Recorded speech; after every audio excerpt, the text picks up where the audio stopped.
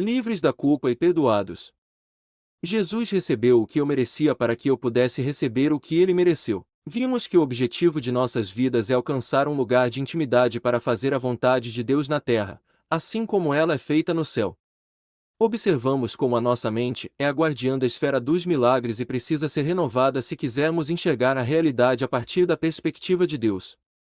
Vimos como a revelação deve ser colocada em ação, e que os milagres são tutores e oportunidades de mudar a maneira como vivemos daquele momento em diante. Agora quero fazer uma pausa e falar sobre os obstáculos comuns com os quais as pessoas se deparam enquanto procuram viver no sobrenatural e renovar as suas mentes.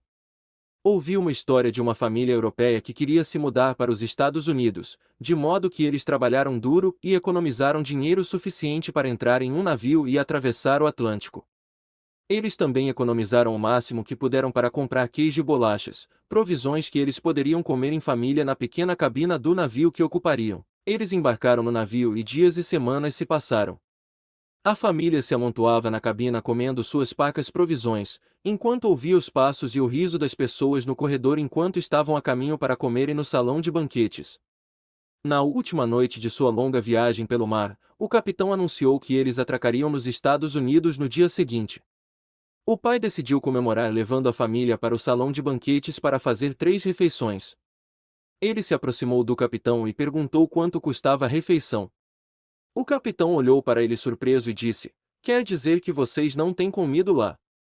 As refeições estavam incluídas no preço da passagem. Creio firmemente que muitos cristãos comem queijo com bolachas, em termos espirituais, quando a nossa passagem já pagou por um banquete completo. Não estou falando de riqueza financeira, embora Deus tenha destruído o poder da pobreza na cruz. Estou falando de salvação e do perdão de pecados. Com frequência, os cristãos vivem sob a influência dos fracassos, das deformidades e dos erros de ontem.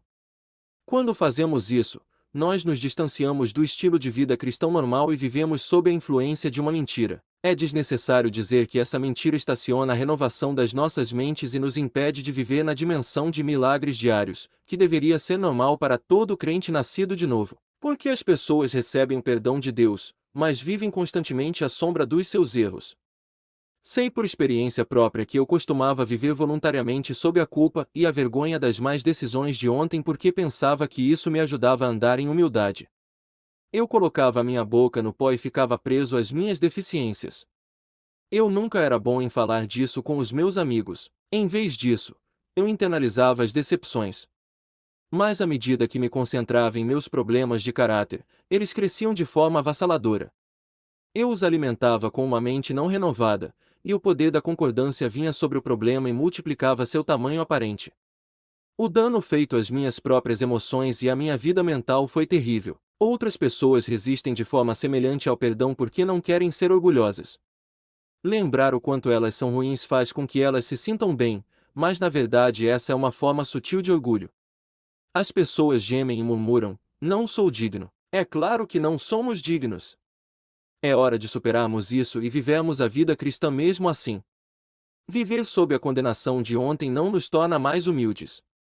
É muito mais difícil receber humildemente o perdão que não merecemos do que andar cheios de falsa humildade, vestidos com a capa da vergonha de ontem. Quando recebemos o perdão gratuito, aquele que o concedeu a nós é honrado. Quando ele é honrado, somos verdadeiramente humilhados. Quando sucumbimos à culpa e à vergonha, cedemos à tentação mais antiga da Bíblia, a tentação de questionar a nossa identidade e a identidade de Deus. A primeira tentação na Bíblia não foi comer do fruto proibido, mas questionar o que Deus falará. A serpente disse: "É assim que Deus disse: não comereis de toda a árvore do jardim." Gênesis 3 versículo 1. Quando ela conseguiu que eles duvidassem da integridade e da identidade de Deus, foi fácil seduzi-los a tomar atitudes tolas. Do mesmo modo, antes de o diabo tentar Jesus com qualquer coisa, ele tentou levá-lo a duvidar da sua identidade. Se és filho de Deus, o Mateus 4 versículo 6. Ele queria questionar a identidade de Jesus, então qual é a estratégia do diabo com você e comigo? A mesma, provavelmente. 95% de mais de todo aconselhamento que as igrejas realizam é simplesmente para ajudar as pessoas a pararem de questionar o que Deus disse e a pararem de questionar quem somos em Cristo. Somos o povo a quem Deus ama, o povo a quem Deus perdoa. Somos a casa de Deus, a porta do céu na terra. Quando Moisés perguntou a Deus, então, disse Moisés a Deus: Quem sou eu para ir a Faraó e tirar do Egito os filhos de Israel?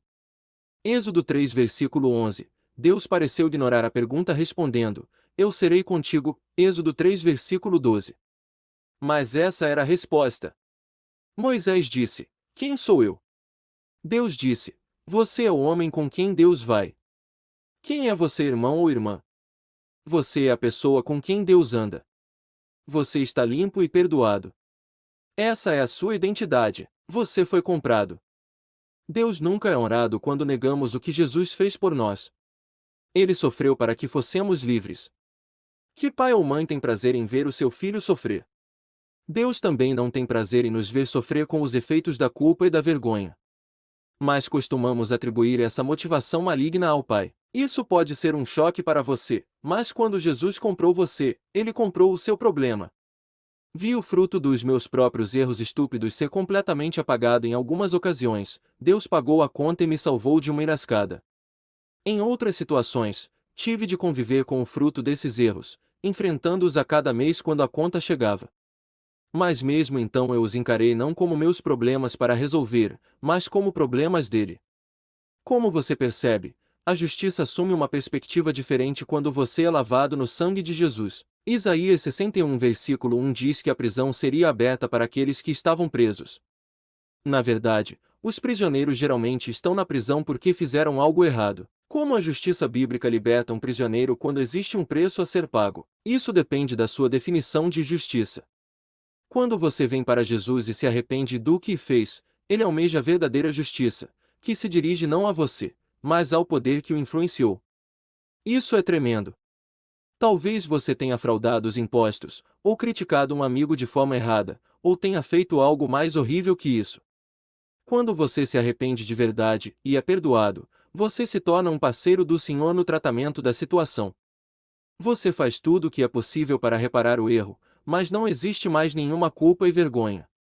Agora a justiça dele está voltada para os poderes do inferno que o enganaram para que você agisse com ganância, ira ou seja o que for. Você agora está na posição de inspirar pessoas a andarem retamente nessa área. Por quê?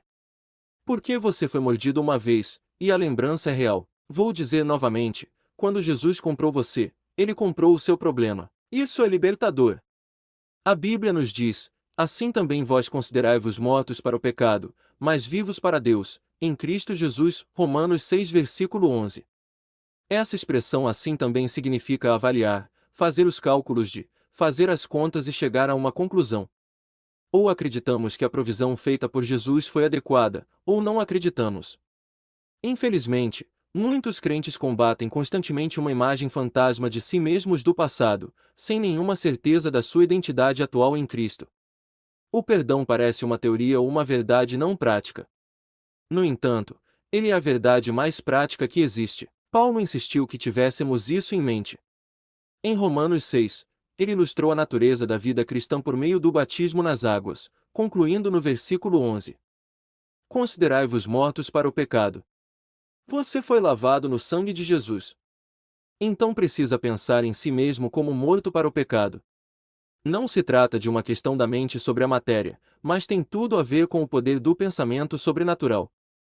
É despertar para o que foi real e verdadeiro desde o instante em que você encontrou Jesus, como um seguidor de Cristo nascido de novo. Você está morto para o pecado.